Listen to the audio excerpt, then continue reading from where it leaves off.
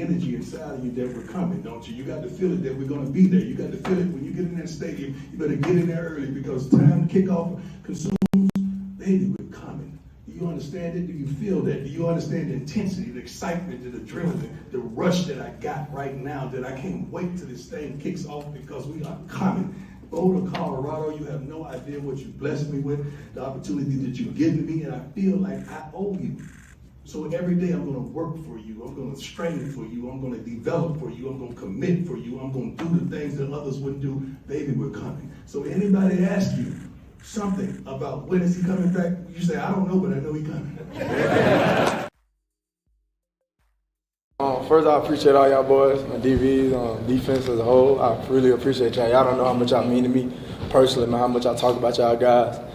And just go out here and leave it out on the line every day, man. Leave it out on the line every day from now on in your life, bro. Every practice, every meeting, everything. Because when you sit here in my spot, you can be able to live with yourself knowing that every day I came out, I did all I can do, or wherever the chips lay, they lay. And that's where I'm at right now. I've been emotional all week, for real, just because I know it's my last game with y'all boys and last game in college, so now I got to go into the real, you know what I'm saying, real world of things, how things really work on the biz.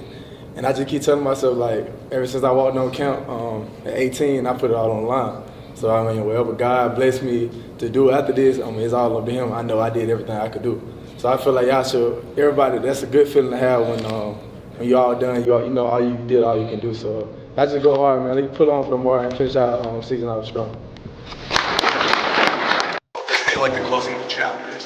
With my kids, yeah, certainly. I don't think it's the closing. It's just different levels to this thing. Although I'm 100% sure that I'm not going to be their coach next year, I'm still going to have influence on their lives because I'm their father. So, you know, I play two roles in their lives. And just so happens when I'm on the field, I'm not dad, I'm coach. So off the field, that's when I become dad, so I'm still going to play those roles. I'm proud of them, man.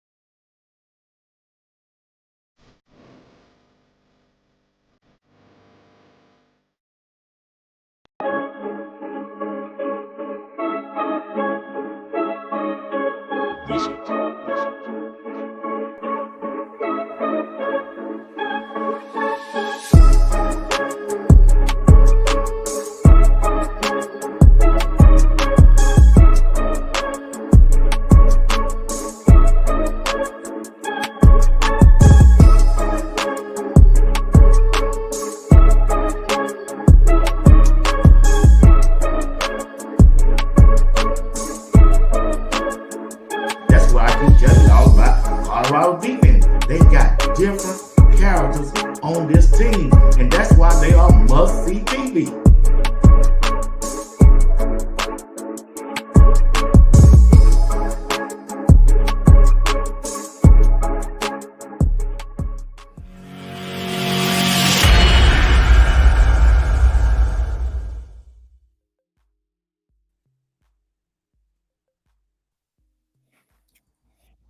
What's going on? What's going on, fellas? How y'all doing out there? Good evening. Good evening. What's going on? What's going on, BWatts? Nothing much. Thank everybody for tuning in tonight. Watching Sports Talk with BWatts along with RDMM Media and Coach Dre. Colorado played their last regular season game against Oklahoma State. They went out there and bounced back from the loss against Kansas. Get y'all take on the Oklahoma State game, and we'll move on. Start off, Coach Dre. We did what we played Colorado football. Those guys came out and played with passion like I thought they would. And you just went ahead and that's what you do to a team when they don't really want to play. You stomp them out. You make them understand that it's gonna be over. People can start packing it in if they want to. I think everybody got to play that was dressed. That's a plus. We just played Colorado football, and you got to be pleased with the way they bounced back. They could have hung their heads. They could have went into a downward spiral, but they didn't let that happen. They came out and played Colorado football, and so I was pleased looking at the videos now, seeing that that's what the defense was going for, trying to do something that they hadn't been done in years, and pitching a shutout, going out there and accomplishing that goal, even with the backup guys in, still completing that mission. So I was pleased with what I saw, except for the second quarter, with the way we went into a little lull there in the second quarter. But the first, third, and fourth quarter, we put together a full game, and I was pleased with what I saw.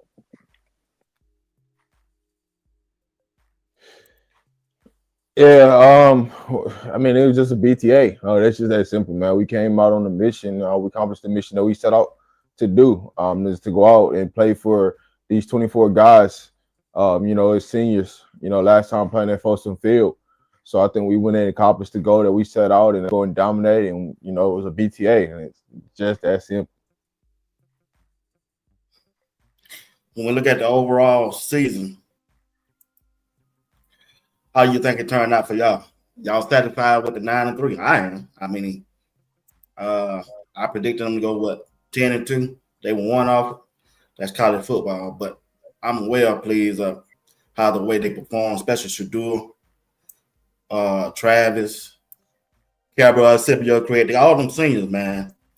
That they last home game. I think they gave me everything I expected them to do. That's all I can say on that. What about you, Coach? Like you said, I'm pleased. I'm happy for them guys.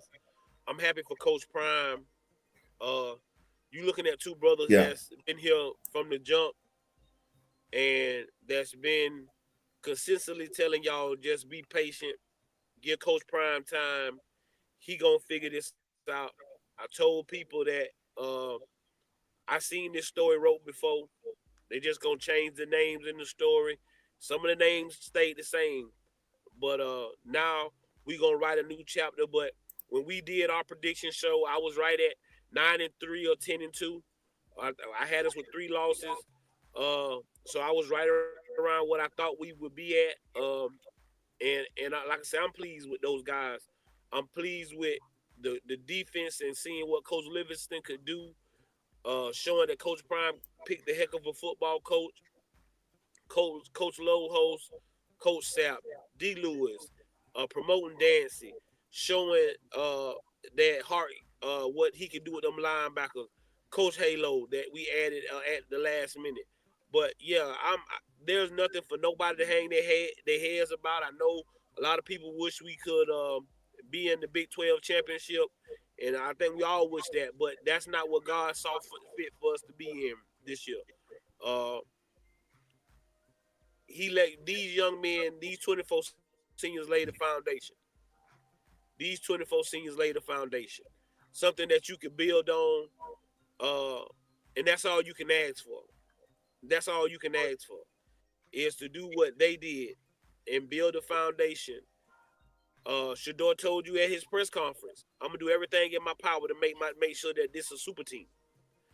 And I think that's what people. I told people that last year. All we had to do was get Shadur and Travis and them to the NFL to make this major money. Even though Colorado got the money because, you know, people done told y'all that. But now you got people that's invested in Colorado who know what it is. And so, yeah, I'm pleased with these young men. But like I said, I'm more happy for Coach Prime silencing some of these haters, some of these naysayers, and knowing that we finna take over college football. It's no greater feeling than what we got going on at University of Colorado. Honestly, man, we right on cue. Where I said I predicted 9-3 from the start. I predicted we was gonna have 3 losses. Now out of the 3 losses, the one of the 2 teams changed from out of the 3 losses, but we right on the head where I thought we was gonna be at. Just the trajectory of this team, what we brought in the off season. You knew that it was gonna be a special season, but the biggest thing was just to be patient with this season. Because once Shadur is gone, and Shiloh and all the rest of these teams who set the culture for what's moving forward, it was going to be a difference. And so what you see is, the landscape of what this senior class built for going forward to help Coach Prime lay out the foundation and lay out a culture that means to be a Colorado Buffalo. So where we at right now, man, it was definitely a successful season for us. You can't, if anybody that's mad it's not a successful season, you're crazy. It is just it's what it is. There's some games that we could have did some things differently. But overall, if you upset about this season, you just need to go find stuff to do, because there's nothing that you should be upset about going from 1-11 to improving to 4-8 to now to 9-3 on a season with going to play a bowl game. I mean, to be honest, we accomplished the majority of all the goals we set, right? Actually, we accomplished all of them, right? They didn't promise us a playoff berth. They promised a bowl game. So when you're looking from that standpoint, what is this team under a promise? I mean, they under promise and over deliver in our eyes. So you gotta be just thankful for what you got. Thankful for these coaching staff. Thankful for the recruiting staff, the job that they did, because they don't get enough credit, right? We talk about the coach, forget about the people that helped this party get started, helped this train get on board. And that starts with the recruiting staff going in and watching countless number of film, whether it's high school, transfer portal, right? Walk-on kids, right? They went and did their homework to add people into this team. So when you look at this team overall, man, we in a good place. The trajectory of this team is going up, and we already getting from here. So, man, we had a hell of a season. And we won on the field and off the field, and that's the only thing that you can ask for, and to be put in a bunch of awards. So we're in a great spot. That's a good take. Yeah, I'm proud of all the accomplishment Coach Prime has went out there and did. And like I talked to a couple of people earlier today, it was just like I said on my top 10 list, and which I have my top 10 show together tomorrow for everybody who's been asking about Rick George got to pay up. He's going to have to pay up. Like I said on my show 2 weeks ago, Monday, yeah, he's going to cost him $10 million per year for 10 years. And I talked to 2 people today. I had to confirm them. See, they was in negotiations today. And I think they were negotiations between, I think Rick George want to pay 8 or 5. So when I talked to Brian, Coach Brian stuck at that 10, and he's going to get that 10 if they want to keep it. And I stand on that. Rick George, listen, Rick George, you got to pay Coach Brian.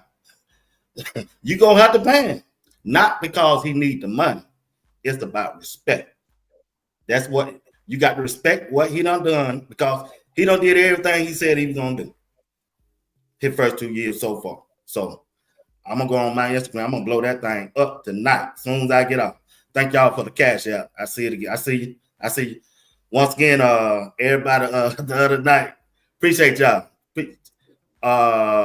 Jill, appreciate you. Appreciate you, man. Miss Diane, appreciate y'all. But Coach Ray, when you look at the season, sum it up in your take on Shadur, the quarterback. And Rob, you take Travis.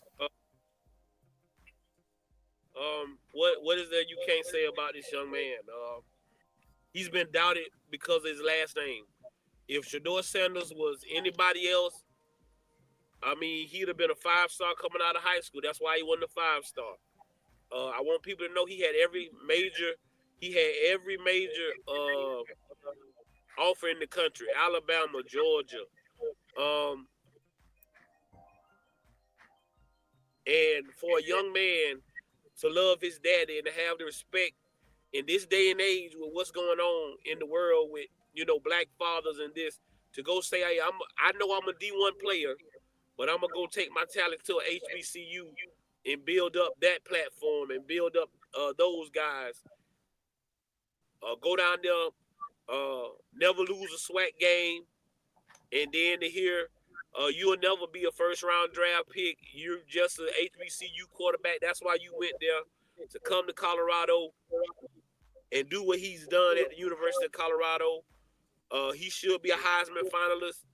If he's not, there's something wrong. Already winning some award this past week. So there's nothing bad you can say about Shadur Sanders. And then what he's doing in that community, showing up to people's school and brightening up kids' days and the stuff that nobody in national TV will talk about. Well, I'll talk about it because this guy deserves his flowers. Talk about it.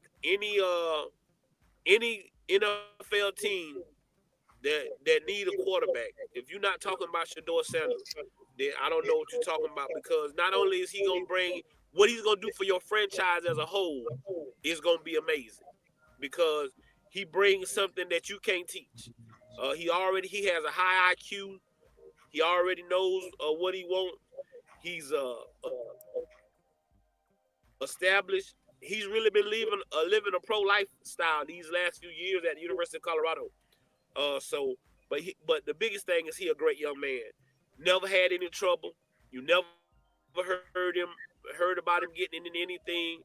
And that's the biggest thing I want to praise about these young men, is that you never hear about them doing the wrong thing. They're always doing the right thing, and they're always working hard. And that's not going to change, because the mission ain't over yet. We got a lot more to do. But I'm just proud of what this young man has accomplished. And he said, if you go back and watch those first videos of them getting to Colorado the night after they won the SWAC championship, and him sitting there talking with his daddy, and his daddy looking at the awards and looking at the certain stuff, saying, hey, grown, we got to change this. We got to get your name up here, this, that, and the third. He's done everything. He's delivered on all of that and a lot more. So, yeah, he deserves everything he's getting. And if he ain't the first pick, he'll be the second. And the only reason he won't be the first pick, because it'll be Travis on him. So he deserves everything that he gets. That's true. Yeah. So when you look at Travis, man, when you look at Travis Hunter, what can you say, man? It's a generational talent, something that it's going to be rare to see for the next 10 or 15 years in college football. The things that he was able to do, both sides of the ball, and be able to play as many stops as him, and not to be in legal trouble, not to be, and to have the platform that he have and elevate it and signing stuff after games and things like that. Those things that won't go unnoticed when he leaves the University of Colorado. So the appreciation for Travis Hunter should be astronomical, right? Because that's the type of kid that in the past would never choose a school like Colorado or Jackson State or Coach Prime in that situation. They would go to a bigger school. But one thing that Travis Hunter did was he believed in the message that Coach Prime was delivering to him. He believed in the opportunity to be able to play both ways. He played for a guy who played both ways. He believed in just the overall message, the journey, the mission that he set out. And he said, man, my goal is to go win the Heisman. And Prime did everything he could to make sure that he went out and win the Heisman. And so it's just been a beautiful thing to see the marriage between Coach Travis and how that's blossomed to open the doors for other people. And so when you look at the University of Colorado and you look at Travis Hunter, when it's all said and done, I think his jersey will end up getting retired for the University of Colorado. But just the overall character of Travis Hunter, I think that's the piece that a lot of people miss. And how much that he was willing to give back, how much he was willing to sacrifice. But here's the biggest thing that I think people sleep on about Travis Hunter. One of the most important things that Travis Hunter said to you was, and a lot of people slept on this, I had to get rid of people out of my life for me to prosper, to move forward. And I'm going to say this again. Travis Hunter said, I gotta move people out of my life for me to prosper, because you got people begging for money and begging for this and begging for that. And those things that go unnoticed, because when situations happen, you know, how many kids are willing to sacrifice to put their life at a high rate, and you know that you have to lose some people. It might hurt some people's feelings, but you got to lose some people to move forward. And so those are the things, that the high character things that people missed about Travis Hunter this season, that you should go back and watch. You know, when he stepped foot on Jackson State to where he is now, and you'll see the growth of Travis Hunter from day one of walking in Jackson State to now. It's just been a hell of a thing, and and salute to Travis Hunter and what he's brought to the University of Colorado. Good take, fella. Good facts. Good facts, y'all putting out. You watching Sports Talk with BWatts, along with Raw, the Man Media, and Coach Drake, right here by the digital airways of YouTube. Also, we're getting ready to talk about some of the seniors that have played their last home game. Also, we're gonna talk about what bowl we would like for Colorado to go, and we're gonna talk about some of the recruits that's coming up. All right, let's get back into it. Coach Ray, when you look at Cameron Simeon Craig, when you look at Shiloh, when you look at Block Bullet, talk to me about their career so far in Colorado football program.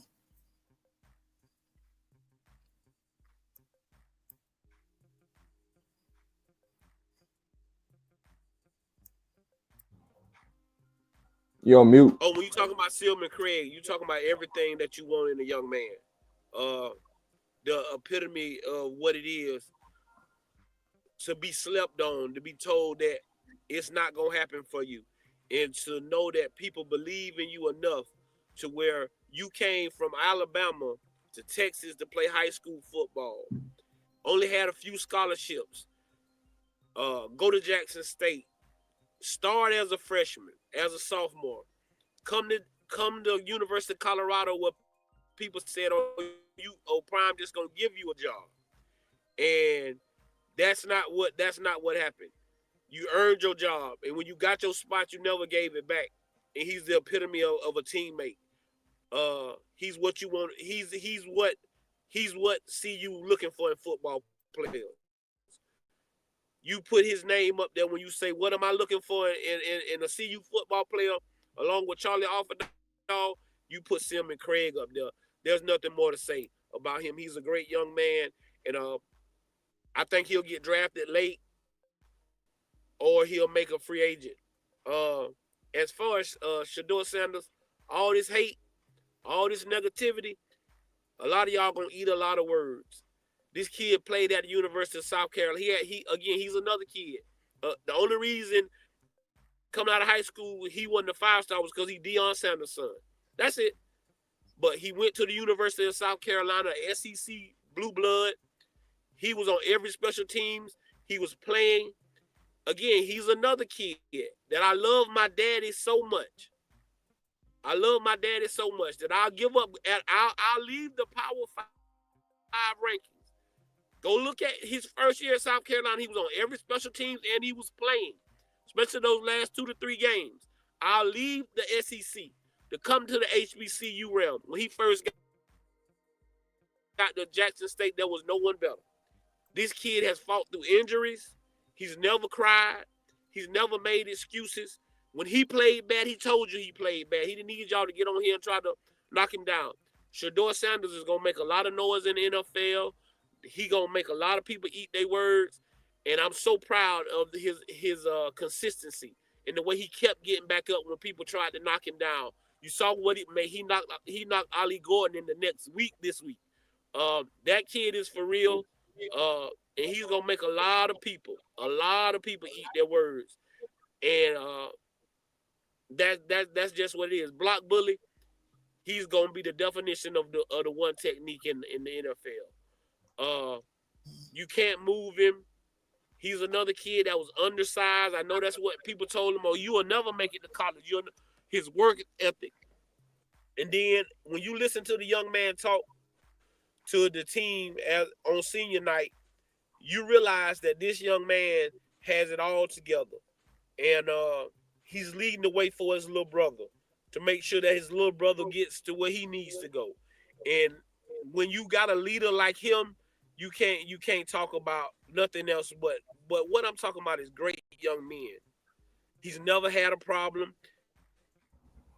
The only reason he left the University of Houston was to come to the University of Colorado so I could get this tutelage, so I could get myself better and make myself more available for the NFL. I know I can get myself in front of more scouts. What college can say that scouts was at every practice, every game? It ain't too many. It ain't too many. And so that helps these young men get the opportunity to play on Sundays.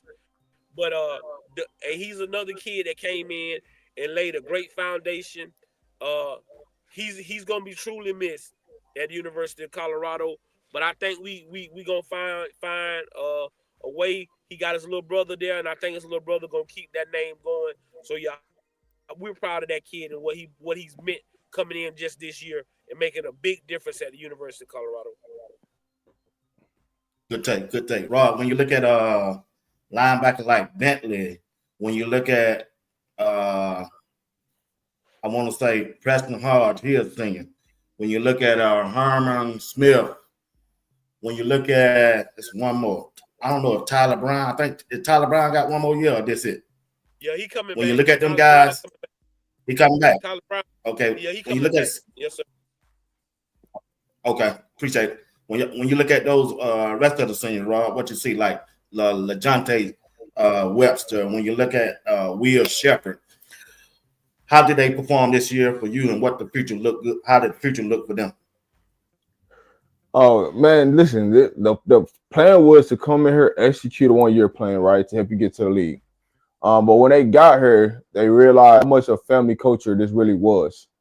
Most people slept on Colorado because they didn't understand the family culture, the business side of, what Coach Prime was bringing to the table and how he was going to help you, not just on the field, but off the field, how he was going to help you get endorsement deals, how he was going to help you get NIL deals. And so you look like a kid Webster, you look at a kid like Will Shepherd, they went and bet on themselves. You look at Khalil Benson, they went and betted on themselves, right? They didn't have to come hurt. They could have did anything else they wanted to do. But when you came here, you actually sat down. The success rate of kids sitting down in Boulder, Colorado, with Coach Prime is pretty damn high. And so did everybody live up to expectations? Some of them will tell you no. But what they did do is they got the necessary pieces they need in life to understand how to be a man, to how to understand how to grow and prosper into the outer world and not just football. Understand it ain't always about what you know, but who you know and how they can help you get to a further piece. And we got some kids that seniors that's coming back that didn't walk. So what Coach Prime has done, especially like a kid like Herman Smith. Let me get back to Herman Smith, right?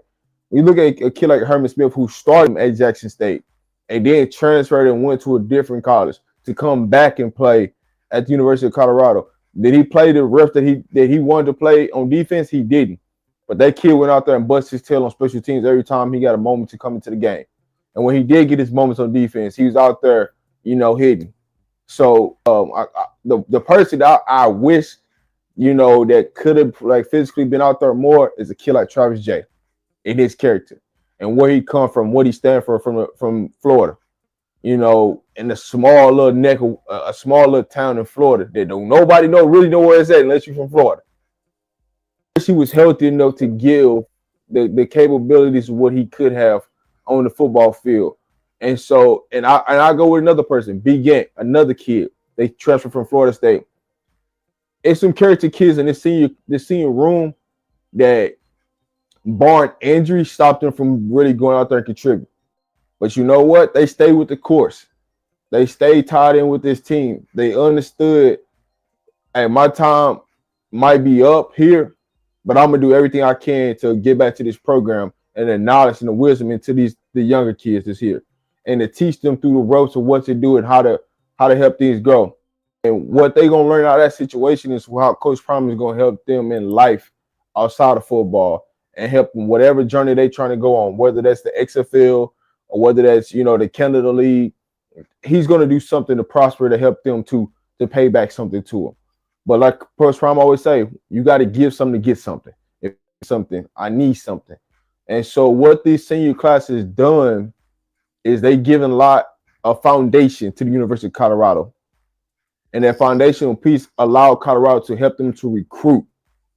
Now Coach Prime is going to help them, and that's the giving part. It's help them get to wherever they're trying to go. What job title might be, whatever the succession might be, whatever that plan that they're trying to execute right now, it's bigger than football and it's deeper. And that's what you love about this senior class. Because I could go on each individual person and how they impact the University of Colorado, but it's a lot of kids that's on here that didn't have the impact that they wanted that's in the senior class and wish they had one more year to give it all. But you know, some things just led to them not having to be able to play. But we here, man. We just appreciate the seniors and the foundation that they built to change the University of Colorado. Because when they got here, there wasn't no culture, there wasn't no expectation, there wasn't nothing, and they leaving her better place. Good take, fella. Miss D, I appreciate that. Appreciate what you did the other day. Appreciate you. All right. Coach Ray, I can't let you leave. We can't get off this subject without before we move on, before I let you talk about your boy, he from State of Florida, that's Jimmy Horn. And Rob, you take the punter, Mark. That's the name. I think that's the name. Y'all know I mess up a name now. Before we move on to the next topic. That's my guy. I wish, my dog. You know, if we could just be healthy, we could have just been healthy. We started off North Dakota State game. I said, boy, college football in trouble. And you saw the impact of Jimmy Horn, and what he could do. But if you ask Jimmy, when I sat there and watched him talk at senior dinner, when he let all the seniors talk, he didn't talk to those kids about football. He talked to them about a plan, about having a plan for after this and what we can do after this. Football is all we know, but we got to have a plan for after this. For him to get Coach Prime to walk him out Saturday was amazing. The kid has been through a lot. The kid has been through a lot. I'm so proud of his resilience. He never let you see him down. And that's just the resilience of what I tell you, man. Only when it's dark can you see the stars. You know, I continuously tell him that only when it's dark can you see the stars. And he's a star. We gonna make it. Don't nobody doubt that he gonna make it. Prime, he pushing, that's what he want. Because he want to be able to make sure his daddy's okay when he get out, and things of that nature. So we gonna make it. I promise y'all, we gonna make it. We'll probably play a little bit in the bowl game. Get ready for the East-West Shrine game. Get to meet the scouts and meet with some coaches and things of that nature. But our biggest thing is we'll be able to play on special teams. Punt return, kick return, and stuff like that. The same thing with like our homeboy last year. But hey, man, you know them Florida boys. The same thing like he said with Travis J. We get it out the mud, and we always tell people we just trying to get the mud off us. We just trying to wash the mud off. We just trying to get clean. We trying to take everybody with us, and so. He's just trying to make it. He's just trying to make it right. So I'm just glad that Coach Prime there to guide him, to help him, and to understand. Because some coaches probably would have tried to make Jimmy go out there and play. They probably would have really tried to make Jimmy go out there and play. But Coach Prime knew the bigger goal. He know this kid has a future, and I'm not gonna sacrifice this kid's future for the betterment of me. And that's what you gotta respect. But like I told you, we gonna make it. We gonna make it. Believe you me, we gonna make it. Go ahead, bro. Hey, listen, hey, man, listen. Jimmy, you know how we rocking. You know, that's our brother. Man, just get healthy, bro. That's all we waiting on, man. You get healthy. We know what you can do. We know how you can rock, man. Man, you know, we looking forward to, man, what you got coming up next. But as far as it goes to the punter, Mark Vesett, we definitely gonna have to go into the portal and get a punter. But Mark Vesett, what he brought to University of Colorado, he came in, he brought, ability to kick the ball, to give us great field position and flip the field for us a lot of times. And so those type of things, when you talk about the teams, it could be a strong impact in you winning or losing a game. Can your punter flip the field for you? And Mark Vessel is one of those guys that can flip the field for us. So he's going to be truly missed. We are going to the portal and get a punter. But coming from, not being in the United States born and coming over here to Colorado, that's a long way. And, you have to bet on yourself. And, he created a lane for himself. Whether that leads to him having an NFL career or, a career professionally, it's still to see. I truly think he will have a professional career of some sorts of punting the football, but we'll see. But just what he's done and what Coach Prime has done for these kids, to give them opportunity to be able to play at the next level, no matter what position you're in, is the thing that that you love. So appreciate you, mate, and everything that you've done for University of Colorado these last 4 years.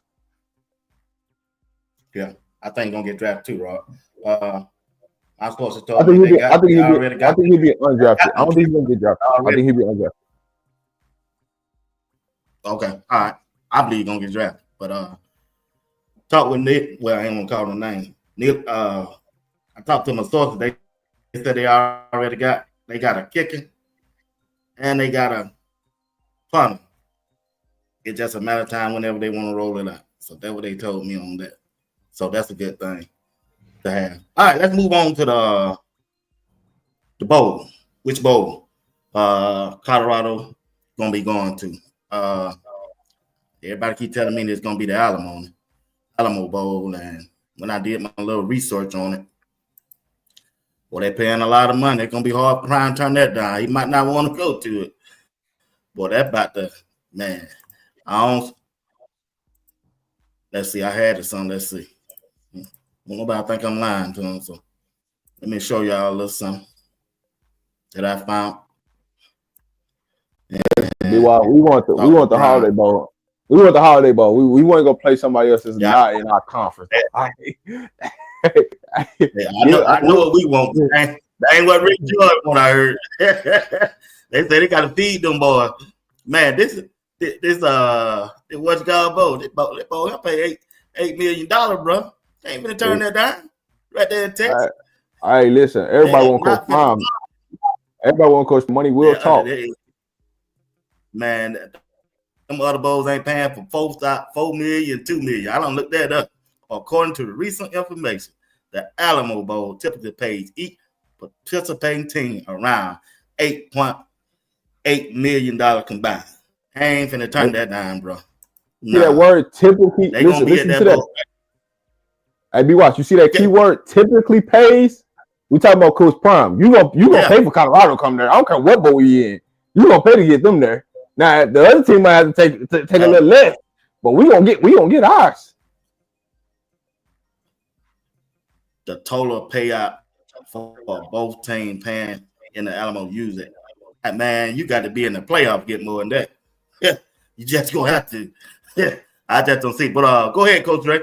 I'll let you talk and get yours off. I mean, ain't no right or wrong answer, bro. Everybody just give their opinion.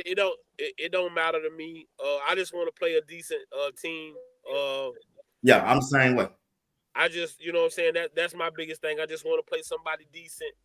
I want to, and it's more for me. It's more about the extra practices to get some of these guys ready. We'll be able to get these freshmen in, these early enrollees. We'll be able to get them in and get them prepared a little bit to the system and what's going to be going on. So that's my biggest thing. Like I say, it's going to be about the money. It's going to always be about the money. So whatever going to pay us the most, whatever going to bring us the most money, I'm with that. We know to see you. We know to see you faithful going. We know to see you faithful going do their thing. They gonna show up and do their thing for real. We don't need the money. So please don't need the money. Don't need the money. We want it. We ain't turning down no money now. Don't get us wrong. We definitely ain't turning down no money, but we don't need it. But whatever we go, I'm with it. If it's the Alamo, if it's the Holiday, or if it's some other bowl, I just think the biggest thing is I think they want to see Coach Prime against another big time school. So you talking about maybe an SEC Right. school that don't get into the playoffs, like a Texas A&M, like an Ole Miss. I wouldn't mind playing Syracuse. I know people are throwing out the University of Miami, stuff like that. I mean, it's something that people gonna want to see, something that, and that's what TV want. Whoever got that game, the Holiday Bowl or the Alamo Bowl, whatever network has that game, it's gonna be about the money that they can get. So that's the biggest thing for me. So whatever is good for them kids, and I want the kids to have a great experience because they got to be there for a week. And it's a lot of taxing stuff on, especially your stars. Like them guys got to go to children's hospitals. They got to do a whole lot of stuff. So I just want them to be somewhere where they can enjoy themselves. Our last game together, last game for with Prime and his kids, and these great seniors that we got. So wherever we go, I just want it to be fun. I want it to be a place where these kids can enjoy themselves for that week. So to me, it don't matter, Coach BWatts. All right, BWatts. So here's my question to you right here. How much you say the Holiday Bowl pay? When I looked at the Holiday Bowl and I talked to Brian said they don't play about $3 million. Okay. So just say for instance we were in the playoffs, right? For that 8 years. What I'm saying, just hear me out. If we was going to the playoffs, yeah, they're gonna pay us $4 million, right? And if the Holiday Bowl pays us $4 million, did we really lose anything? And we're gonna play somebody that's not in the Big 10, I mean the Big 12. Because that's the whole logic behind it is we go to Alamo Bowl, then we gotta play somebody from the Big 12. Because we're considered as a Pac-12 team. When they was saying to me, they signed the contract because we still in the Pac-10. They was playing to me. You got to go there. Right. But at the same time, we still have the option to go to the Holiday Bowl. Yeah, he's not gonna be able to go to that bowl because it ain't for the Pac-10 and the Big 12. He got to go where we don't sign the contract with last year. We can't go to the Holiday Bowl. That's what we can't go to the Holiday Bowl. Now we can't go to that bowl. But there is an agreement on the table that we do have to, because we got screwed in the Pac-12 to finish off this contract for the next 2 years, that we can go there. But when you look at it and you talk about the Holiday Bowl will probably end up paying us more than we play in a playoff game, which is going to pay us $4 million. So in reality, if we used to go to the Holiday Bowl, we're not losing any money, and we playing a team from the ACC versus playing somebody from the Big 12. That's the biggest difference. And so for me, I really don't care what bowl we go to. I'm gonna be there, but I'm just saying in a sense of when you talk about it's about the money, make it make sense, because when you think about if we go to a playoff game, we're gonna take $4 million, and then this bowl is gonna still pay us $4 million. We ain't losing. We're just playing different opponents. That's it. And we'll probably be in a better city location. That's the difference. Because the Alamo Bowl, do you want to go play in Texas, or would you rather go play in San Diego, nice weather, things like that, and family can come out and enjoy your fans? So I know what Prime trying to do. Prime want to go to a location where it's feasible for all the fans to travel to, or like a Las Vegas Bowl, or somewhere where all the fans can come to it and have fun and enjoy and things like that. So I wouldn't mind us going to Las Vegas Bowl, the Holiday Bowl. Anywhere it go, we're going to end up breaking even or coming out ahead if we don't play the Alamo Bowl. Because it's like us playing in the playoffs. Because the playoff money for one game is going $4 million. So we're going to pretty either break even or come out ahead, regardless. That's how I look at it. Coach Ray, you got anything on that before I move on, bro? No, bro, that's good. Like I told you, I don't care. I'm just glad we got another game. Yeah. I don't care where we play at. Right. Yeah, I'm saying I'm with you on that. I'm gonna try my best to go wherever they go. Get a chance to see Shadur play one last time in college. All right, guys. Let's talk about this recruiting. Man, Coach Prime. I don't know too much about these players. Y'all might know much about them. I gotta do a little research this week while I go back to work Wednesday. So got a 4-star what's his name? Edge London Merritt. He from Atlanta, Georgia. That didn't play him on our news at all, so I don't know too much about him. But That's because he went to he IMG. first committed to Ohio State, and but he's from Atlanta. What I'm saying, he had committed to Ohio State first, and they flipped him. And Coach Prime got a 4-star edge in London Merritt. Coach Drake, tell us what you know about him, bro. I don't know too much about these guys. He a dog. He a real dog. He what you looking for. Height, size, and everything. He a dog. He done come down here and drunk some of this Florida water. He ready. But them guys that come from IMG, come from IMG, they built for this. They built to go into college to be ready. That's what it's for. IMG is a precursor to college. And this go out to all the people who told us that we couldn't recruit with the big boys.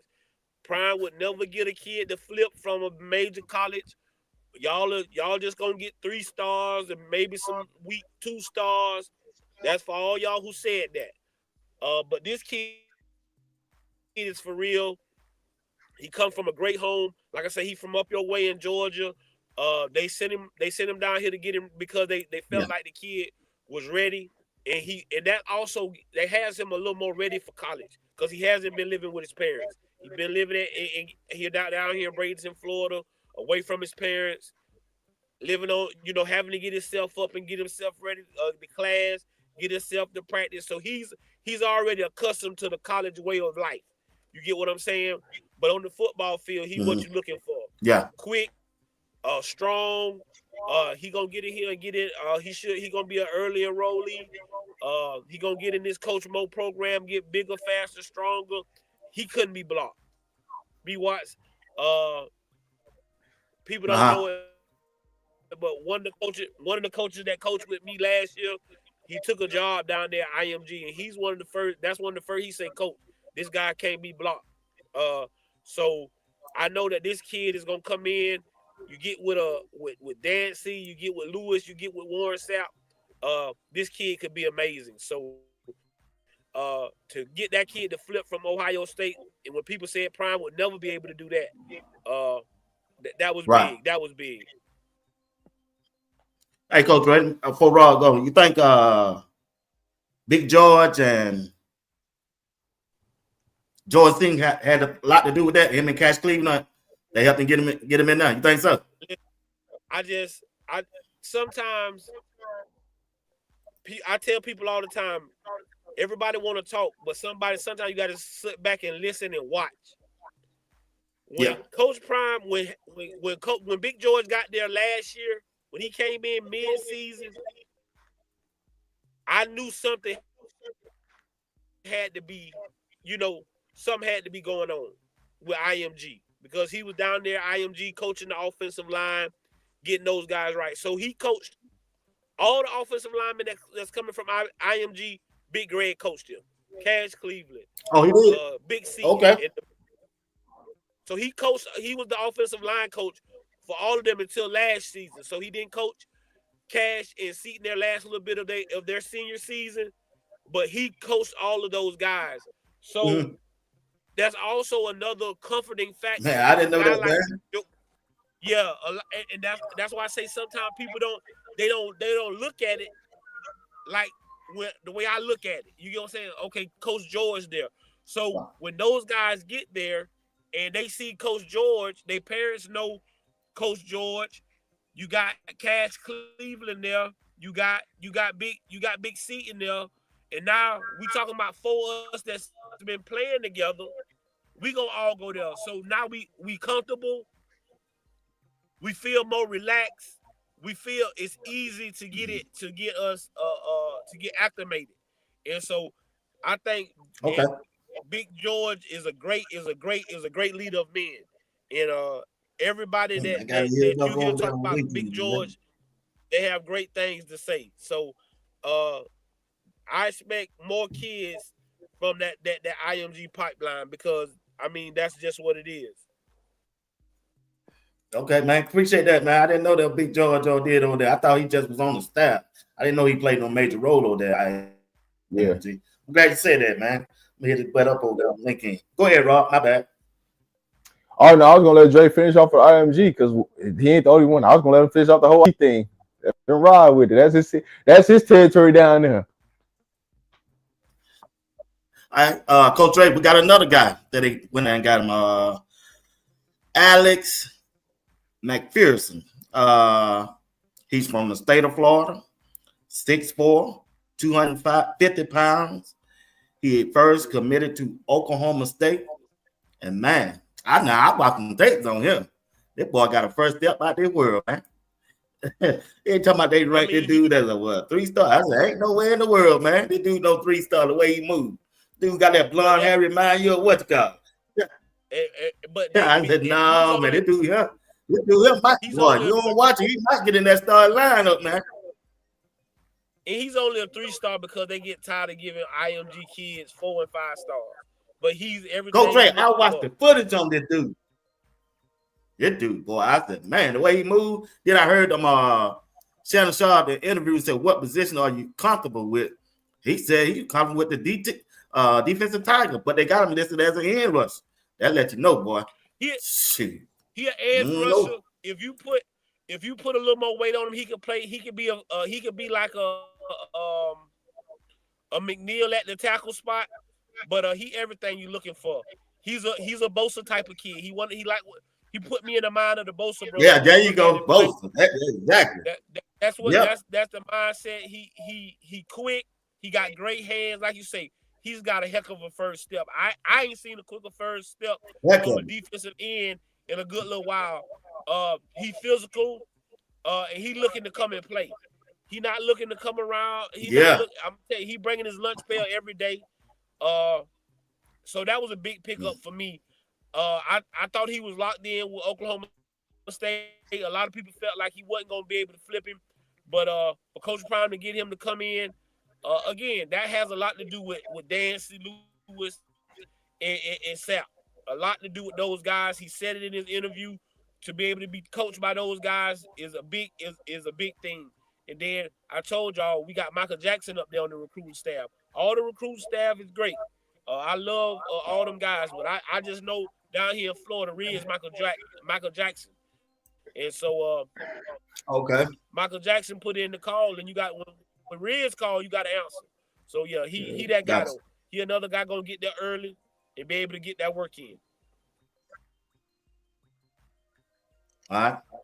Roy, you got anything on him? Backup. He was on the other. He wasn't his backup. He was on the other side of London Mary. Oh, he's on IMG too? He was on IMG? Yeah. Okay. All right. Okay then. That's why I said that's if you're tuning in, Big John, hit me up, bro. Hit the link. That's why I said I was gonna let him. Go ahead, Big John. Go over there on LinkedIn. All you got to do is come on in the YouTube chat. I'll drop a link for you to come up and talk about your boys, bro. This is a safe space, Big George. Go ahead, Rob. No, I'm saying that's why I was letting Coach Dre handle that one because I mean that's down there his neck of the woods now. So I had to let him go ahead and get that one off. All right, here we go right here. Cordell Smith, 4-star from Mobile, Alabama. Offensive lineman, right tackle. And they were talking, this dude, he a plug and play guy. At first, he went from Auburn to USC, and Coach Prime and his staff don't flip this dude. Now, I ain't got the measurement on him, but when I saw him on nightcap, he's a big old boy. And like he's pretty small. He got his head together, too. Go ahead, y'all talk about him. Y'all, if anybody know anything. If y'all noticed, he started at Auburn, he went to USC, and then he came to Colorado. He was following Juju. Him and Juju have a relationship. They've had a relationship since they were younger, and that's what it all boils down to is he wants to protect his brother. He wants to be there with him. So when Juju committed, I was pretty sure he was gonna flip and come on this way. He's the next Seton. He gonna have to earn it. He gonna have to earn it. But he's a guy that if he comes in here and do what we think he's capable of doing, you got your tackles for the next 2 years, 3 3 years. years. Yeah. And you got your center for your next 3 years, and you got your center for the next 3 years. And that's a heck of a line to go out there and play with every week. And he told you what he want to do in the Shannon Sharp commercial, Shannon Sharp interview. He told you, I want to be a freshman All-American. And George Seaton gonna lead the way. Him and Cass, they gonna lead the way for these boys. And we got a great coach and Coach Lohos. He got real close with Coach Lohos. Coach Lohos is a secret weapon for them offensive linemen. When you get in there, you talk to Phil talk to you, with that gentle giant type of talk, but they understand when we get out here on this field, I'm a dog. I'm gonna push you to your limits. And coach, and that's the biggest thing for. I think that's one of the greatest pickups that people like. Coach Lohos is that guy. And so to get this guy to come in here, to go with this great recruiting class that we got, and he's that guy. No ifs, ands, and buts. But like I say, wherever Juju was going, this is where this guy pretty much was going. So, Boss man, what's happening, man? Sure that we was gonna get this guy as well. Right. Now, Boss man, Smitty. When you mentioned Phil Loho, I hope you don't know. I hope Coach Prime offer him another contract, man. I'm hoping that. I really am. Last one that I got. Lohos ain't going nowhere. Lohos ain't going nowhere. I hope Coach Prime offer him a contract. Lohos ain't going nowhere. Really do. All right. Yeah, when you look at this guy right here, Gibson, wide receiver that committed. Y'all got anything on here? I know one thing. This bad boy fast as I don't know what. I got this one. Go ahead, Rob. He the next Jimmy Horn. Go ahead, Rob. He's a Jimmy Horn / LaJonte Wester 2-in-1. That's what he is. He electrifying in open space. If you give him a little smaller gap to get through their house, he can score from anywhere on the field. Whether it's punt return, kick return, wide receiver, wildcat. If you get him the ball in space, he can score from anywhere on the field. And this is a kid that was highly under-recruited. He is one of the best receivers in Texas, hands down. I don't care what you talk about. If you go watch this, if you play in person, it's different. So what we getting is we gotta. This is a jewel that we just stole. All right, this is a pearl jewel that we just stole. That a lot of people did not have their eyes on him. His recruitment picked up late. It wasn't him just not. It's just people just starting to realize the capabilities. And when everybody seen him do it against DeSoto, which is one of the best teams in Texas, and he arguably beat them by himself, that was all you need to know. When he scored 4 tutties on them against DeSoto, it was a wrap from there. And so we got some pipeline into DeSoto, so that's how we know what it is. So, but when you looked at what Quentin can do, man, he gives you an opportunity to flip the field from any part of the field. So you just got to get the ball in his hands. That's the best thing. When he comes in, man, first thing you got to do, man, put some weight on. Just put some weight on, and everything else will take care of itself. But man, he's a Jimmy Horn / LaJonte Wester 2-in-1 combo. That's how I see him. Got anything, Coach Ray? Hey, he said it all. He the next guy in that slot. He's a guy who gonna come in and I think he a guy who we gonna definitely see on those special teams right off the bat.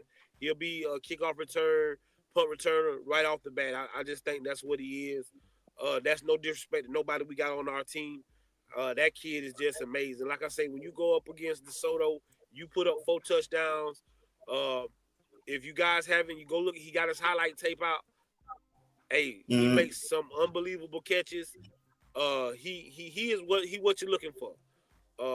And Chad, when he was on the interview, Chad was talking trash. Say that back. And he told him a couple.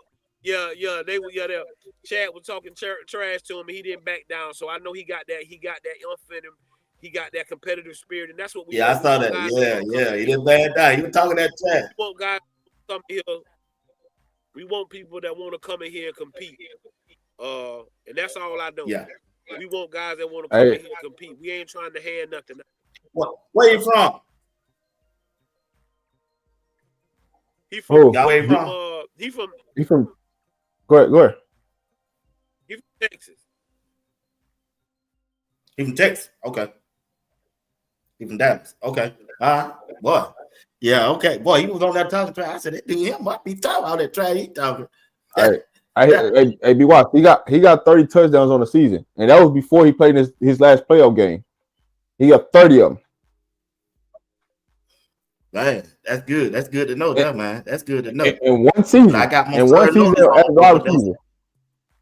Yeah, okay, but I'm a serve notice on him. I'm glad he bringing that kind of fire now. So there's a Georgia boy by the name Cam Michael. That's all I got to say. That's all I got to say, Coach Dre. While you sitting there turning your head to the side, Georgia boy. Yeah, we get it out the mud too.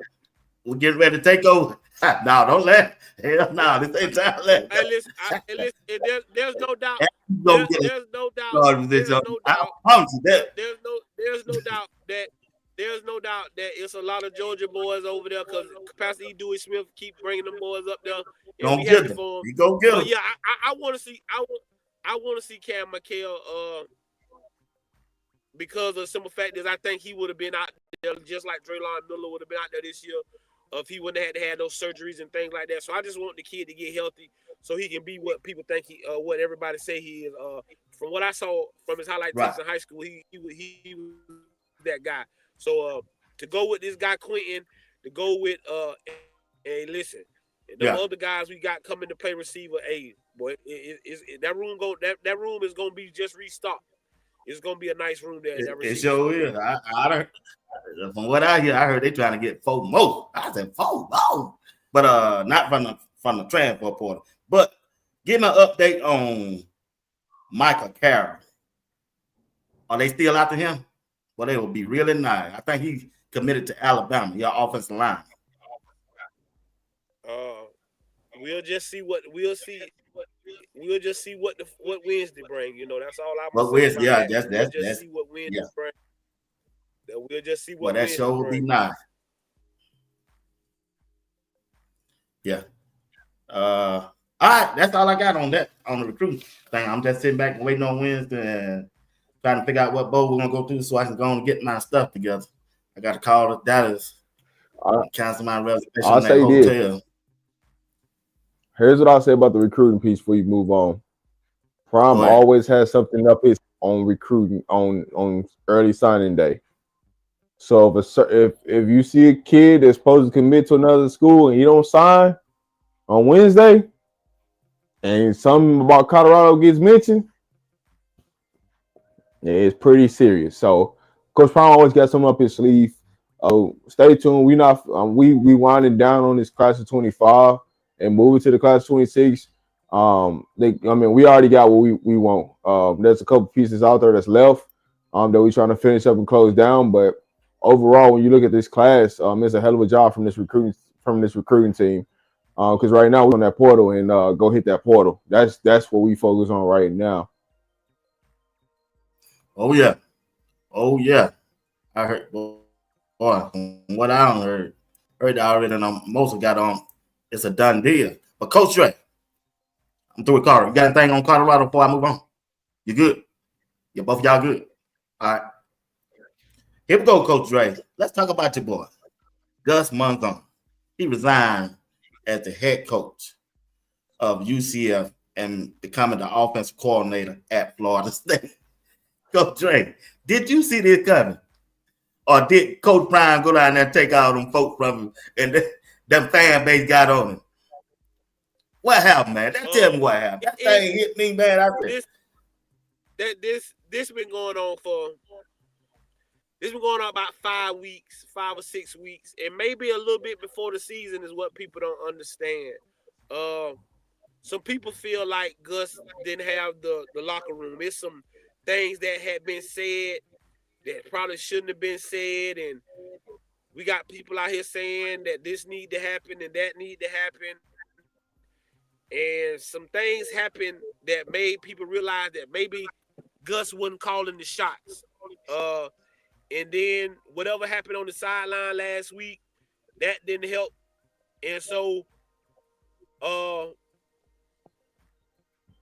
and in Florida State, they got to do something. They loot, boy, the University of Florida taking everything they got. They taking Boy, I everything they definitely got say in the that, cupboard. man.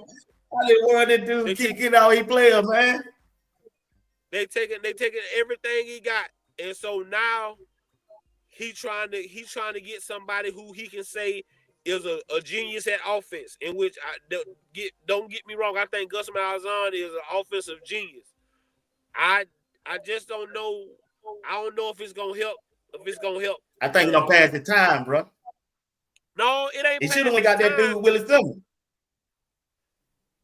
Simmons.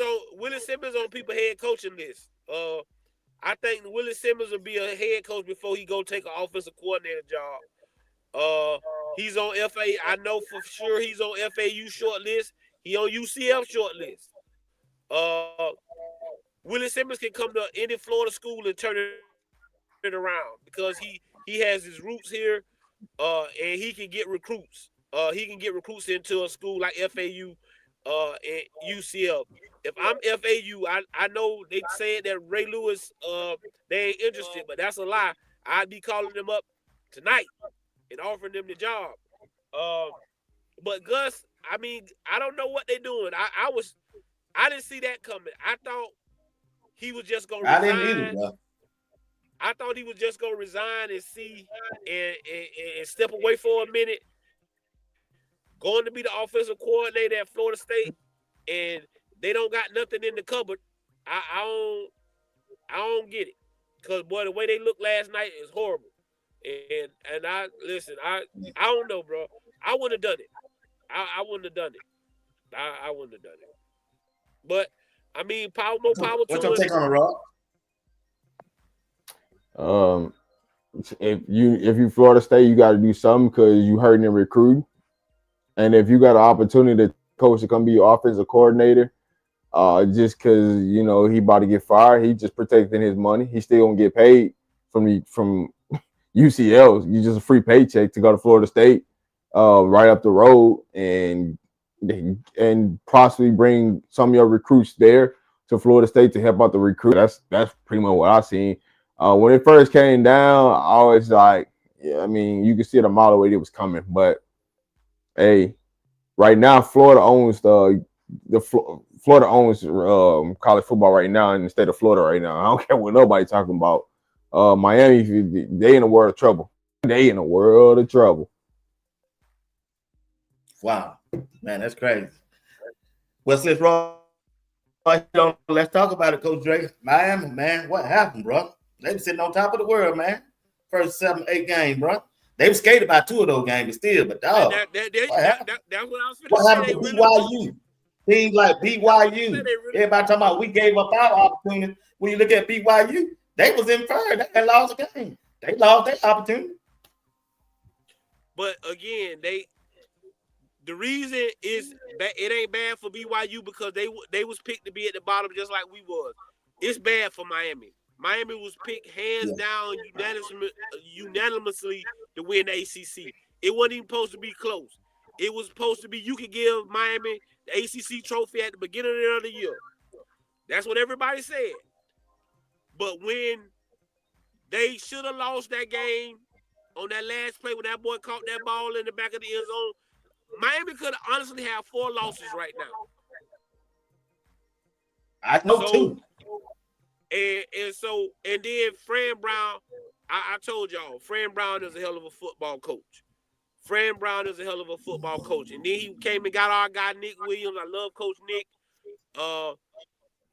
And they turned Syracuse around. So I don't know if Miami went up thinking that Syracuse was gonna lay down or just give them the football game. But I think they jumped out to that 21-0 lead. I think they thought that Syracuse was gonna go away, or you know what I'm saying? Like coach was gonna call the dogs off and pull his boys out because Miami up 21-0. 21-0. It's over with. Fran Brown not built like that. He not built like that. And they came out and they punched Miami in the mouth. They punched Miami in the mouth. I don't know where you go from this. What you sitting there hoping is that you still get in the playoffs because you only got 2 losses. That's the only thing you can hope for right now. You only got 2 losses. You hoping they put you in the playoffs, because if they don't put you in the playoff, boy, crystal ball, you got some answering to do. Because they put all their money into this season. That was the point. Listen, y'all remember Cam Ward was gonna go to the NFL. They talked Cam Ward out of going to the NFL to come play for Miami. Right. To give him the money that he would have made in the NFL. They gave him the money to come to Miami. And he did what he was supposed to do. This ain't on Cam Ward. Cam Ward did everything he was supposed to do. But it's a few coaches that got decent records that, boy, they in the world of trouble. I don't get it. Hey, Miami's in more world of trouble. They don't even got a quarterback for next year. It's all about to come unravel for Miami. Just because they put so much into the season that they thought the recruits would follow for everything they put into the season. They didn't have a defense all year, and what come back to bite them? They defense. That's just simple what it is. You can have all the offense in the world, but if you can't stop nobody, But BWatts, I told you this 2 weeks ago when everybody's like, "Oh, Miami making it to the playoffs." Said, "Hey, they got to play Syracuse now. It ain't gonna be what they think it's gonna be, and you got to go to Syracuse." But yeah, all right. Oh, they do. Because I just what Syracuse been doing and what they've been building up there is just you seeing like, hey, listen, we can play with anybody. It's just can our quarterback just make enough plays to win us the game? That's it. That's the whole thing about Syracuse game plan was. Our deep keep us in the game, but can our quarterback that transferred from Ohio State, which we can get into that, who transferred from Ohio State to come there, right? Because they just threw him out the window, but I know they wish they had him now, but they threw him out there. Syracuse pick him up, and then guess what Syracuse do? Turn the season around. So I mean, what's going on, man? It's just it's the chaos. This is where you love watching college football because chaos is always gonna happen, and every time Colorado don't play, it's always more chaos. Just saying. Yeah, I might have to agree with you on that. Let's look at I got 2 more things. That's it for me. Coach Dre, what's going on with Ohio State? Why they can't beat Michigan, man? Cause Ryan, they don't know what he got. Don't know what he got going on. I mean, again, he another guy. They said you could give Ohio State the Big Ten trophy before the season. They in the playoffs. They spent all she said they spent all their money on. They brought Chip Kelly in here. He was supposed to be the offensive genius, do all this great stuff, and you get to the big. He can't beat them. He can't beat them, and this was their year to be down. If you couldn't beat Michigan this year. And so he another coach he's sitting at home this week hoping that he get in the playoffs. Because if Ohio State don't get in the playoffs,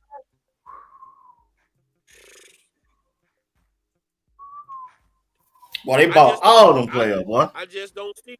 All right, listen, $20 million $20 million plus roster to not make the playoffs. And that's why. Hey, y'all remember people told us it's about the money. You gotta take the money. The money, boy. I told y'all it's not about the money. You better go where you gonna flourish, where you gonna get some coaching, you better go somewhere where you listen. They showing you it can't be about the money. Hey, Jay. No, it can't. Jay, check this out. If you go out and spend $20 million and you can't win the game, then what are we talking about? I mean, all you had to do was beat them. You in the Big Ten championship, and you automatically go into the playoffs. So now, here it goes. So now Penn State and Oregon go play in the Big Ten. They both getting in the playoff, right? Indiana only has 1 loss. Indiana gonna get in the playoff. So if they don't want to let another Big Ten team in, what you gonna do? Yeah. It's gonna be interesting, man. So here's my biggest issue. Like when people talk about the money, right? You paying each and every one of these people so much amount of money, and you guarantee touches. That's why you can't call the game the way you want to call it, because you trying to satisfy this person, satisfy this person, satisfy this person. You can't satisfy everybody. Sometimes you got to go with what's going to help you win the game, and that's the problem that Ohio State's in right now. Is you paid all these players, and you making it about the money, and so now the tendencies come because I gotta be a star in my role because I'm getting X amount of dollars. Well, I need the ball, and guess what? Y'all got 2-star caliber running backs, high draft running backs, and you got to split them carries, and they not getting enough, right? So then you got them victim because they not getting enough carries. But then you got all these 5 receivers that ain't touching the ball that you done went out and paid for, and to seal it all and to make it all good into it, you got a quarterback that can't get the receivers the ball. And how can you, as a coach, hold these players accountable when these players are making more money than you? That's what seals it all up in the nut. These players are making more money than these coaches, and some of these coaches can't control what's going on in their room because everybody's being selfish. Just the bottom line to it.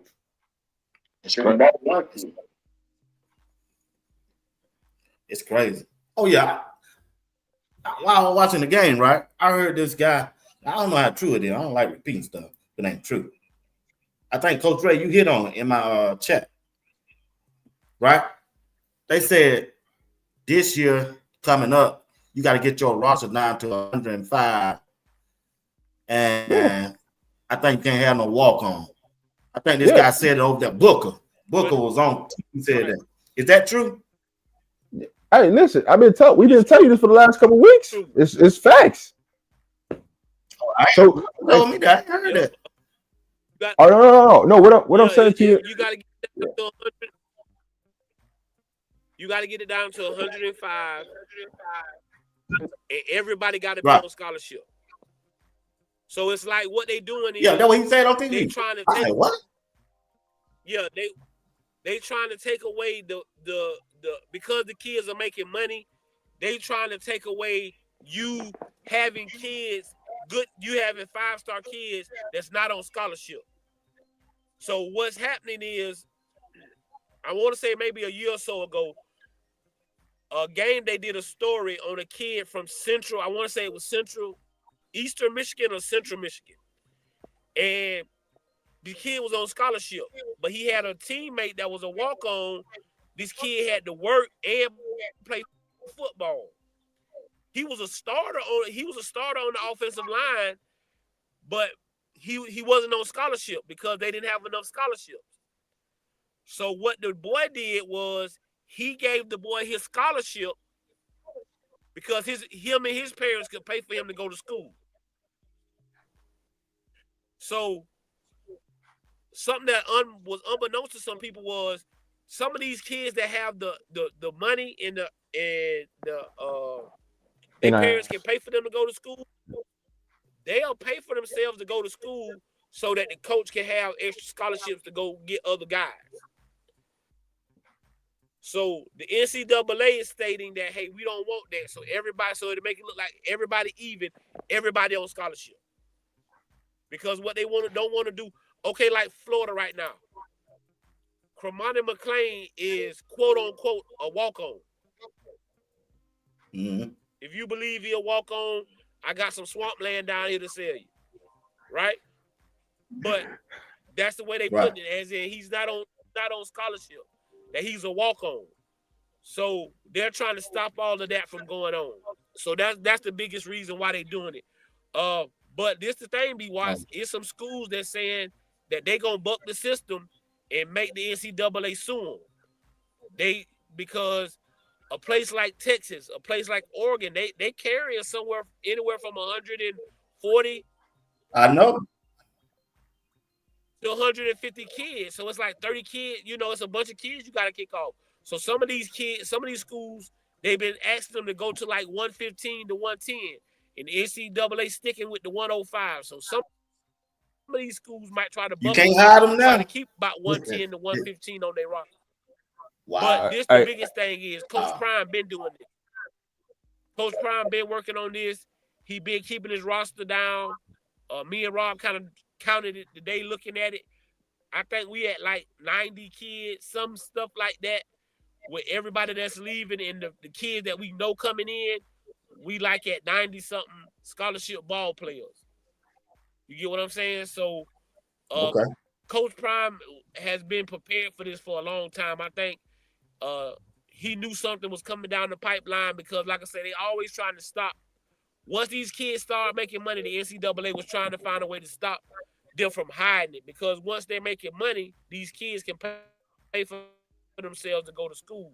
These big-time players that's on the NIL money or getting the endorsement money, they can pay for themselves to go to school, and that leave a scholarship for another big time, for you to be able to get another big-time football player. So that's all they're trying to cut out. Well, here's the biggest piece that a lot of people forget about.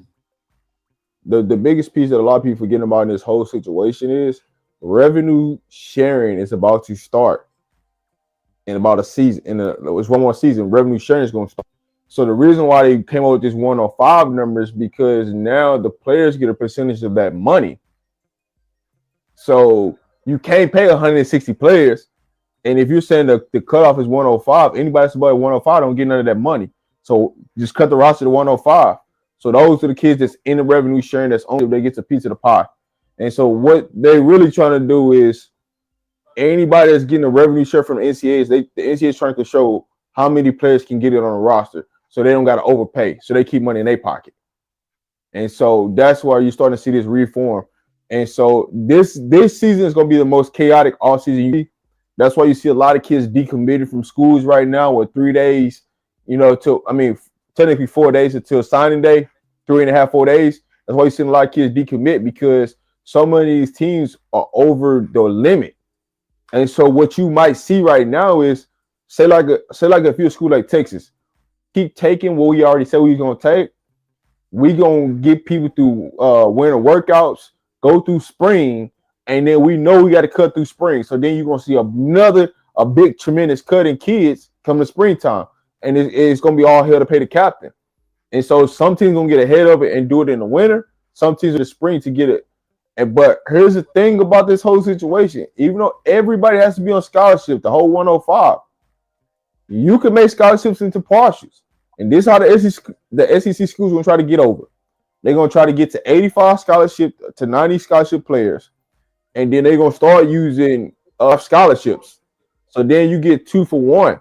So then technically they got 115 players, but they only got 105 on scholarship. Basically because you can give a half or a partial scholarship and then not be a full scholarship. So there's ways that people are going to try to gray area this whole thing to the 105 number. You're not going to see these teams with 140, 150, 160 kids. Because when you look at a lot of these home games, you see all them players that be standing on the sideline, and then you see the visitor side, and ain't that many players. You're like, man, what's going on here? You can't hire nobody now. So this offseason is going to be the most wildest offseason. You're going to see big names, average names. You're going to see kids that should have been playing, that ain't been playing, that's been sitting on these people's rosters. Because now you can't say, oh, man, I was in the national championship for Georgia and I ain't play. Nah, you got to go somewhere and play now. But it's also going to help the G5 schools. It's going to help the HBCUs. It's going to help the lower level. No, that's facts. Nebraska does have 150 kids. Hey, when we talk, they not. When we talk about that talk, that's the first team I thought about. When I looked across, I said, I'm looking on TV. I said, like they had 200 people on the sideline. But hey, I got one more thing before I get out this thing. Juju. Let's talk about the Juju coming to town. I said last Monday, and I'm gonna bring it up again this Monday once I talk to Neil again. But if y'all thought Shadur and Travis was all that up there, well, y'all wait till Juju get the time. Man, when I was up there, that's all they were talking about. They gonna eat Juju up there. He gonna be a $5 to $10 million player up there in first year. Coach Dre. They gonna eat him up. He looked like them. I mean, them NIL deals, he gonna load up, bro. No doubt. The question is, what impact you think Juju gonna make on Colorado and the community over there?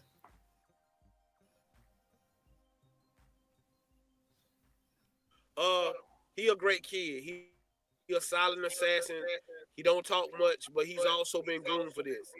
He been living in this type of shadow for a long time. He ain't new to this. He's new to this. When you walk in as a true freshman and start on varsity, that as I think Juju was 13. He was 13 starting on varsity, but just turning 14. He ready. He handpicked by these guys.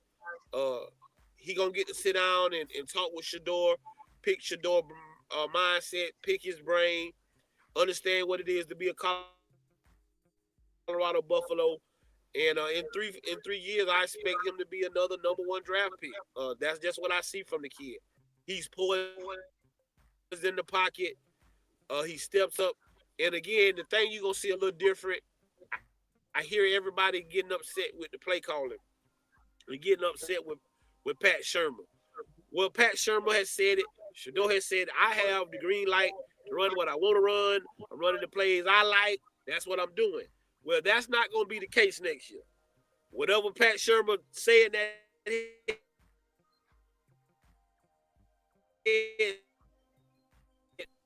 control of the offense until maybe his senior year, his junior year.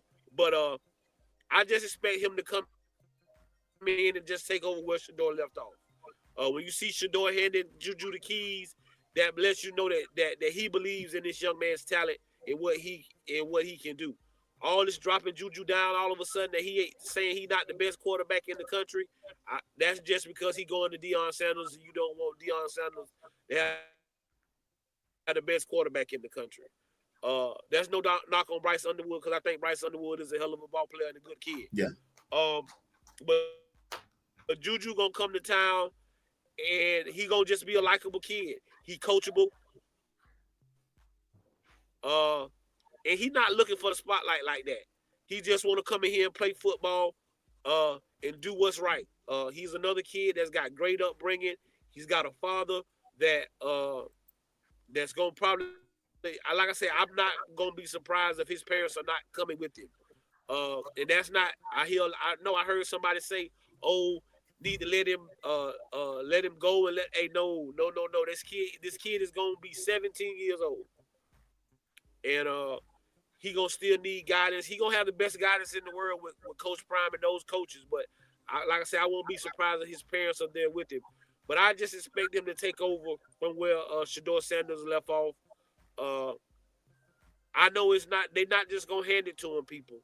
So just don't think when Juju get here, he just gonna go out there with the ones, okay? He gonna have to earn it. He gonna have to show he deserve it, because that's just the way Coach Prime is. It's not because, that's what they do at Alabama. That's what they do it. Well, that ain't how Coach Prime do it. We gonna do it this way.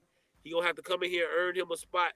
But I expect him to leave his legacy on the University of Colorado, just like Travis, just like Shadur, just like Shiloh, just like all these other guys. When he leaves, he gonna be considered probably one of the greatest quarterbacks to ever come through the University of Colorado.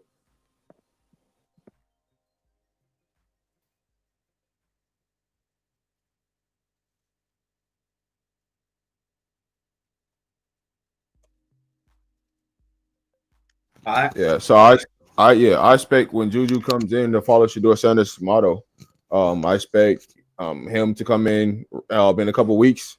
As soon as the season finish up, after the state title game, man, get some days in with ball practices, and so he can get accommodated to what's going on, get through winter workouts, put some weight on in the off season, get stronger, and then get with select QB. In the wide receivers and go down and work out in facilities and train and do different things with select QB, and just have a great off season and then come back. Coach Dre hit it on the head. I do expect this offense to look completely different next year. With Juju, I don't expect him to be out there doing what Shadur Sanders is doing and calling his own plays. But it's going to be a little bit more scripted. It's going to be more of a flow balance, more 50-50 or 55-40, 45 in that sense. pass the run. So I think you're going to see a lot of things change next year when it comes to this Colorado offense and the way we play. So get ready, buckle up. But one thing I always going to tell y'all, man, be patient with Juju. Please be patient.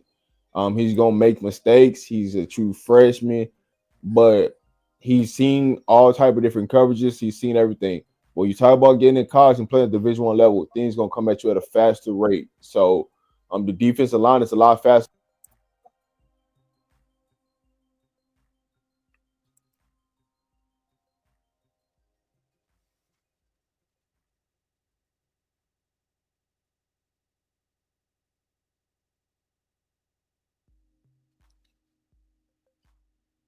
All right.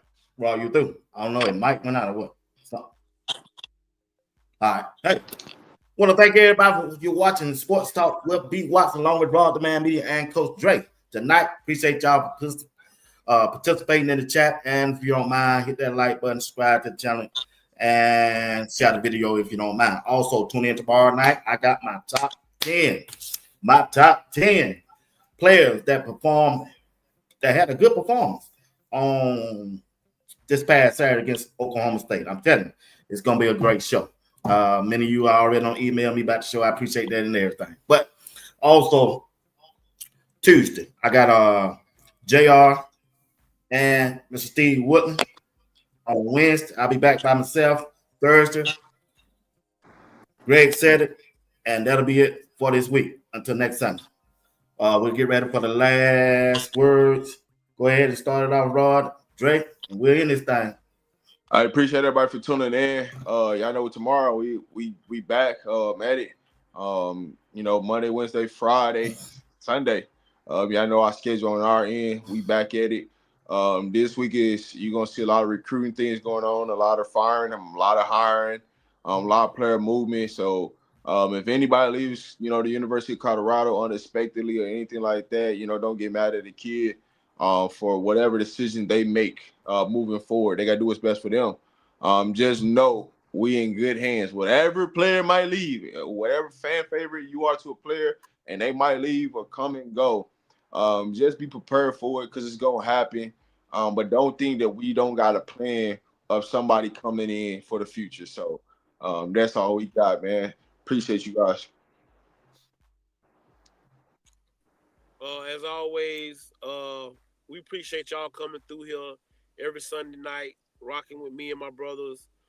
Positive CU talk, always trying to be a blessing. Like I say, I'm just a nobody, trying to bless somebody, trying to put a smile on your face. I hope you had a happy Thanksgiving.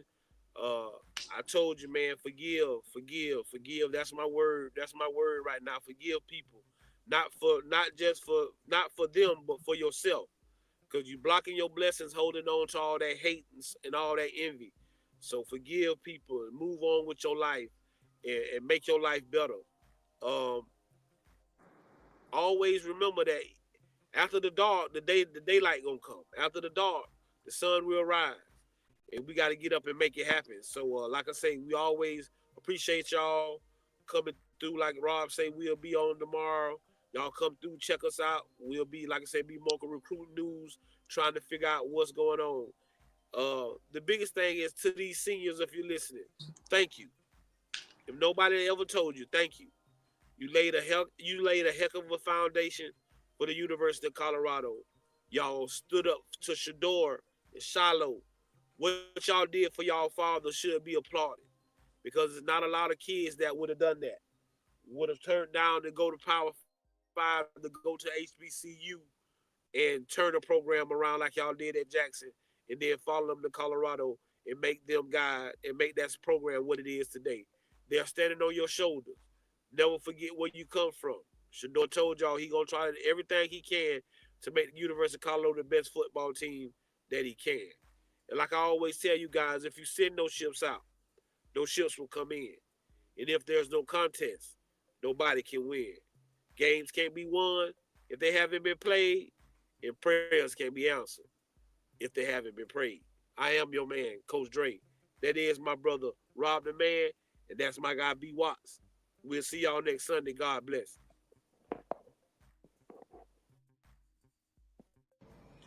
Hello, friends.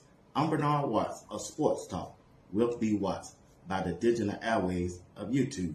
I do a live show covering Coach Prime and the Colorado Buffalo college football team every Tuesday, every Thursday, and every Sunday at 8 p.m. Eastern Time. If you would like to be a sponsor or if you would like to advertise during my broadcast, it's a 1-hour broadcast. All you got to do is just contact me, CBWatts, the number 1, at AOL.com. You can contact me also over there on LinkedIn, Facebook, Instagram, and X. Contact me. Let me know if you would like to be a sponsor or advertise during my show. That's Sports Talk with BWatts by the digital airways of YouTube. I hope to hear from you real soon. God bless you.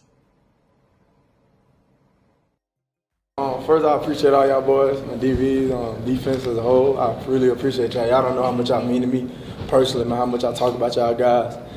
And just go out here and leave it out on the line every day, man. Leave it out on the line every day from now on in your life, bro. Every practice, every meeting, everything. Because when you sit here in my spot, you can be able to live with yourself knowing that every day I came out, I did all I can do, or wherever the chips lay, they lay. And that's where I'm at right now. I've been emotional all week, for real, just because I know it's my last game with y'all boys and last game in college, so now I got to go into the real, you know what I'm saying, real world of things, how things really work on the business. And I just keep telling myself, like, ever since I walked on camp at 18, I put it all on the line. So, I mean, whatever God blessed me to do after this, it's all up to Him. I know I did everything I could do. So I feel like y'all should, everybody, that's a good feeling to have when you all done, you know, all you did, all you can do. So I just go hard, man. Let's put on for tomorrow and finish our season out strong. Hey, seniors, proud of y'all. Love y'all. I appreciate y'all. Some of y'all, it hurts my heart to see that y'all are leaving. I mean, it truly got me emotional for the game because I can't fathom not going out there in that stadium without y'all because of how much y'all mean to me and how much y'all mean to this program. Y'all help shape what we have now is a real Buff Nation.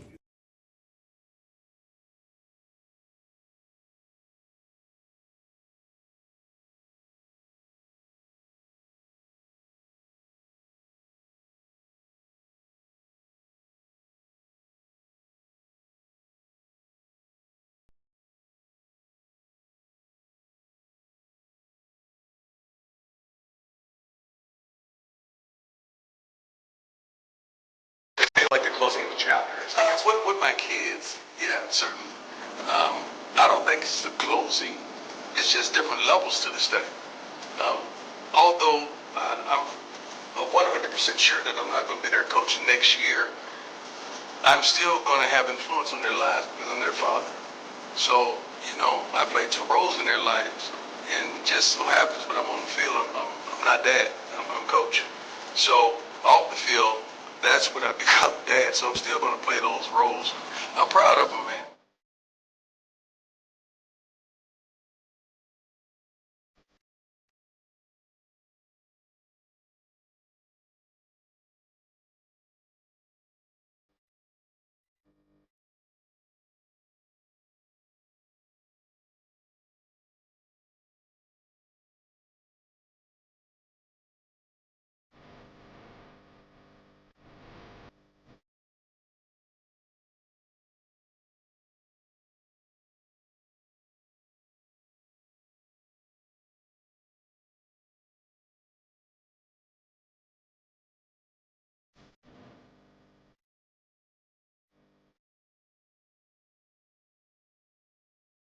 And finally, a quarterback from Dallas, Texas, number 2, Shadur Sanders.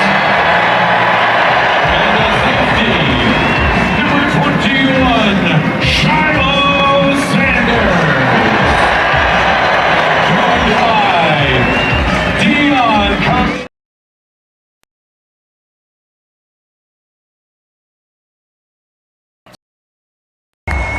Joined today by Kendra Charles and Kendrick Lewis.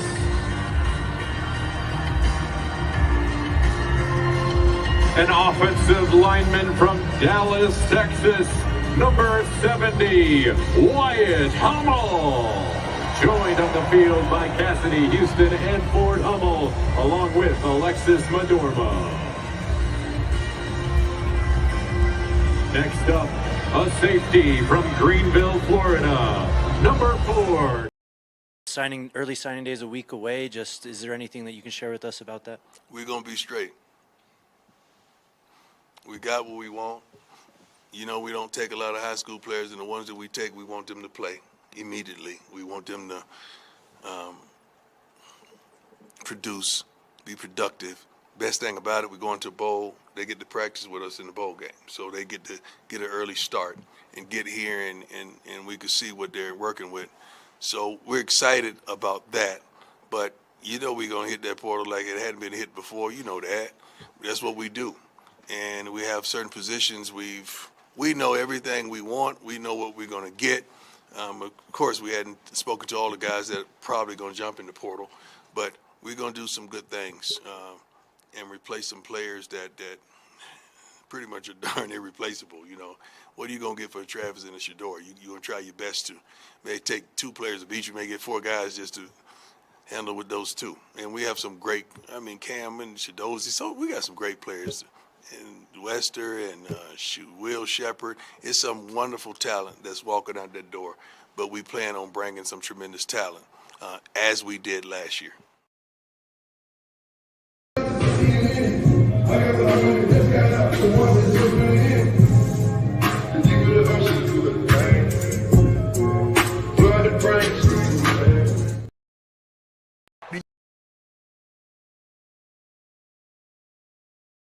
Do you know how much fun we have, man? Do you understand that when we're on offense, I'm watching my son? When we're on defense, I'm watching my son. Then my son is watching my sons. Yes. I can't have a bad day because I'm surrounded by family. This is a father's dream.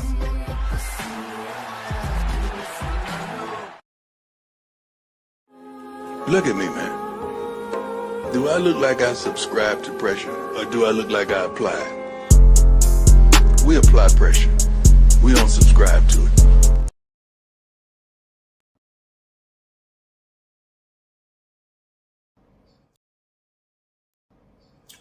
Coach Prime has done it again. He got another top high school recruit, Julian Lewis, to commit to Colorado Buffalo football team for 2025. Let's check out his track record. Coach Prime is the #1 high school recruiting coach in college football. He got Travis Hummel to commit to him to go to Jackson State. Then he turned around and got Kamani McClain, the #1 recruit from Florida, to commit to Colorado 2 years ago. Now, check this out. Last year, he got Jordan C., the #1 offensive tackle, to commit to Colorado last year. Well, he's done it again. He has gotten Julian Lewis, the #1 quarterback in 2025, to commit to come to Colorado Buffalo this year.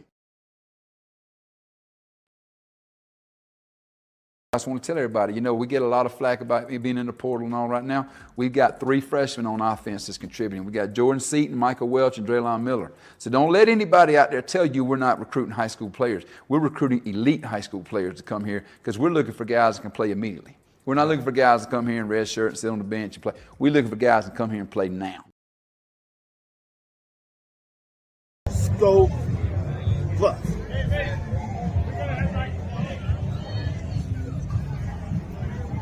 Hey, watching Sports Talk with BWatts. I'm your boy Bernard Watts, live right here in Boulder, Colorado. Getting ready to watch Coach Prime and the Colorado Buffaloes. Yeah, let's go Buff. Man, I'm here with Mr. BWatts.